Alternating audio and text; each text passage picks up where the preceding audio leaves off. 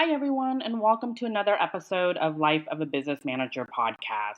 This is a show where we dive into the reality of being a business manager and also provide actionable insights to help you thrive in your role. I'm your host, Syna Chan, and today we are talking about boosting productivity. Productivity is so important to being a successful business manager. As a business manager, you juggle multiple responsibilities, and staying efficient is just the key to any successful role. Again, we're going to break down into 4 segments. So let's talk about some practical tips to maximize productivity and keep you on track. Let's get started. First up, let's talk about prioritization and time management in segment 1. Let's be honest, you can't do everything at once, so focus on what actually moves the needle. I'm the worst at this as well. I try to do multiple tasks all the time, all at once, but honestly, I'm still learning that it's best to just focus on one task and finish it, then move on to the next task. Learning to prioritize your tasks based on urgency and importance is a way to get through the day as a business manager. Typically, a day in the life at work, I try to organize and handle all fire drills first before doing anything else. Fire drills meaning anything that disrupts the operations that day. So if I'm getting an urgent text message, an urgent email, urgent phone call, any of that, I try to handle it. Another tip is also to try time blocking.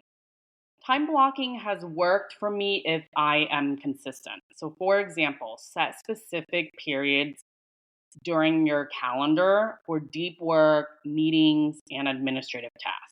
By structuring your day, you can minimize distractions and stay focused. If I'm behind on checking emails, I will block out time on my calendar just to read all my emails and respond. Lately, I've been utilizing my calendar to block time for personal and catching up on any additional work that I'm behind on. I recommend blocking time because that is an opportunity for you to check your calendar and make sure you're on track throughout the day, especially if you have back to back meetings. The next segment is going to be delegation and team efficiency. So many managers struggle with letting go, but delegation is truly the key and essential for productivity. Identifying tasks that can be handled by your team and also empower them with clear expectations. Delegation is really challenging for me as well. I have a hard time trusting others to do my work. I take pride in my work. I want to put my best foot forward and show the best results. So I have a problem letting go as well. I'm working on this. Each day I'm trying to be consistent and delegating certain work that probably is not worth for me to do the work. I would recommend using tools such as project management softwares in order to assign tasks and track progress for your team. Because remember, when your team is efficient, you free up time for yourself and also to be able to make strategic decisions. Okay, let's talk about segment 3. This is my favorite. It's called leveraging technology. So, technology can be your best friend if you use it properly, especially when it comes to productivity. When I first started this job, I observed the work. I did it for a couple months before I started analyzing my time to see what daily work can I automate or just not do anymore. Removing the useless tasks is crucial to increasing productivity for the right reasons. Use automation tools to handle repetitive tasks, collaboration to streamline communication, and data analytics to make informed decisions. Tools such as Slack, Trello, Asana, they help keep projects organized and ensure nothing falls through the cracks. Again, technology is your best friend if you use it properly. And I'm saying that because there's so many tools to automate. You might be doing certain administrative work that some software can do it for you. One tip I wanted to share with everyone is a software called NeoPro. This is a software to help you organize your emails at work or personal, but mainly at work. On a daily basis, I get a lot of emails and I'm CC'd more than usual. So I was recommended this NeoPro software to help organize my folders and keep track of my emails for me. It's very useful and saves a lot of time. So you're not just sitting there organizing your emails and putting them into folders, dragging them, setting rules. It's very, very time consuming to manage emails. I'm one of those people that honestly do not like managing my emails, and I don't like sitting there just cleaning up my emails all day. So if there's a software that will do it for me, I'm totally up for that. The one drawback about this software is you always need to upgrade it, which can be a bit annoying, and having to archive your emails can take time once a month. I would say roughly 30 minutes to an Hey there, fellow business managers. Are you looking to save time and boost productivity in your role? Let me introduce you to my Stand Store, where I've put together a collection of ready to use business templates designed specifically for people like us.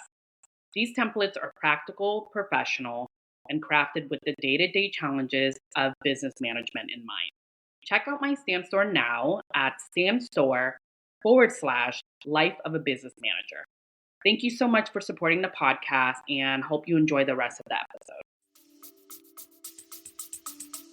Hour, maybe a couple of hours, depending on how many total emails that you've archived. But I do highly recommend this software because at the end of the day, you're saving time on organizing emails, which to me is not a good use of your time as a business manager. Lastly, let's focus on segment 4, which is personal productivity. I highly recommend maintaining a morning routine to start the day strong, take breaks to avoid burnout, and practice mindfulness to stay sharp. Small habits such as daily goals will help you get through the day. Here are some tools to help you get through the day and increase your personal productivity. The first one is to document your daily goals either in a journal or a notebook and review it by the end of the day to see what you've actually accomplished. The second one might seem a little bit off to everyone, but post it. I actually still use post it. I write things down. I like to do it. I look back, I check it off, and make sure that I've actually done the task. But if you would like to use something more electronic, you can use your iPhone, the Notes app, in order for you to jot down what you need to do for the day. One other tool is Evernote or Notion. This is used for capturing ideas, meeting notes, and also creating a to-do list. Now let's talk about the tools to help you increase your personal productivity. The next tool is Google Calendar. So, Google Calendar is what I use personally in order for me to help my productivity because I jot down all my appointments, all of my daily tasks, weekly tasks, anything that's tedious, I still jot it down, such as working out or meeting with family and friends. It helps me when I write it down and I get it off of my mind. Utilizing your iPhone for blocking time for personal use just helps with any type of productivity. If you don't want to use Google Calendar, another one is Calendarly. This is a scheduling tool to help reduce the back and forth of settling up meetings. The last tool is Rescue Time. This is a time management app that helps you stay focused and identify where your time goes. We go through the day and the weeks, and sometimes we don't have the time to analyze where it all goes and if it's going to useful tasks. So I recommend this app in order for you to increase your personal productivity. So that's a wrap on today's episode, everyone. We've covered how to prioritize, how to delegate, and also to leverage technology and personal productivity. And these are the 4 key areas to help you work smarter and not harder. As cheesy as that sounds, always try and implement all of these strategies and let me know how it works for you. If you enjoy this episode, subscribe and share it with fellow business managers. Until next time, goodbye, everyone. Hi, everyone. Just a reminder, the content provided in our podcast is for informational purposes only and should not be construed as professional advice. Listeners are encouraged to consult with appropriate professionals before making any business decisions based on the information provided in the podcast. We do not endorse any products or services mentioned unless stated in any of our episodes. Thank you for listening.